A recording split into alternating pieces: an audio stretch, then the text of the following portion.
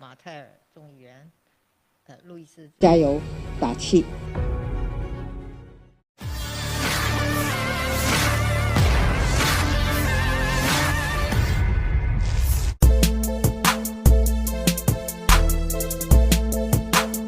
Ancaman aksi militer China terhadap Taiwan sama sekali bukan pilihan dan hanya akan mendorong kedua belah pihak lebih jauh satu sama lain, kata Presiden Taiwan Tsai Ing-wen pada pidatonya.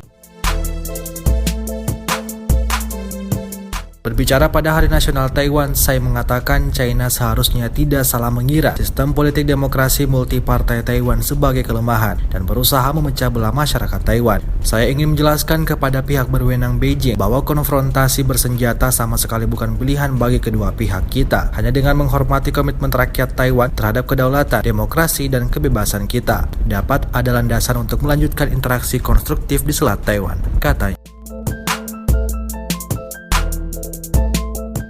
Pesawat jet tempur dan helikopter Chinook yang mengibarkan bendera Taiwan terbang di atas kepala sementara band dari First Girls High School Taipei memainkan lagu-lagu hits mulai dari The Beatles hingga Lady Gaga. Perayaan Hari Nasional termasuk tamu internasional seperti Presiden Palau, Surangel Iswips JR yang bendera biru dan kuning negaranya berkibar di samping spanduk merah Taiwan dengan kotak biru dan bintang putihnya.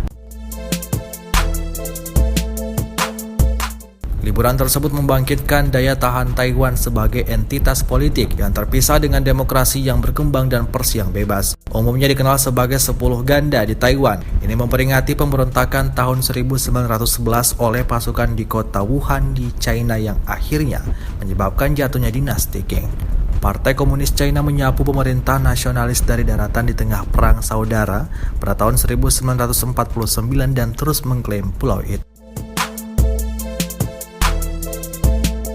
Sebagai tanggapan, juru bicara Kementerian Luar Negeri Mao Ning menegaskan kembali sikap lama China bahwa Taiwan adalah bukan negara merdeka dan tidak memiliki apa yang disebut presiden. Akar penyebab ketegangan saat ini di Selat Taiwan adalah bahwa otoritas Partai Progresif Demokratik yang berkuasa telah berpegang teguh pada kemerdekaan Taiwan dan berkolusi dengan kekuatan eksternal untuk membuat provokasi, kata Mao kepada wartawan pada briefing harian, untuk menciptakan ruang yang luas untuk reunifikasi damai, tetapi tidak akan pernah meninggalkan ruang untuk kegiatan pemisahan diri dari kemerdekaan Taiwan. Pidato Tsai sebagian besar berfokus pada keberhasilan Taiwan dalam memperkuat jaring jaminan sosial untuk masyarakat yang menua dan menumbuhkan ekonomi berteknologi tinggi meskipun ada pandemi. Tetapi dia juga menekankan upaya Taiwan untuk melindungi dirinya sendiri dengan peningkatan impor perangkat keras asing, revitalisasi industri senjata domestik, dan peningkatan pelatihan untuk cadangan. Tsai memilih program pengembangan kapal selam Taiwan dan mengirim dock platform pendaratan 10.000 ton pertama yang dikembangkan dan dibangun di dalam negeri Yushan sebagai keberhasilan khusus.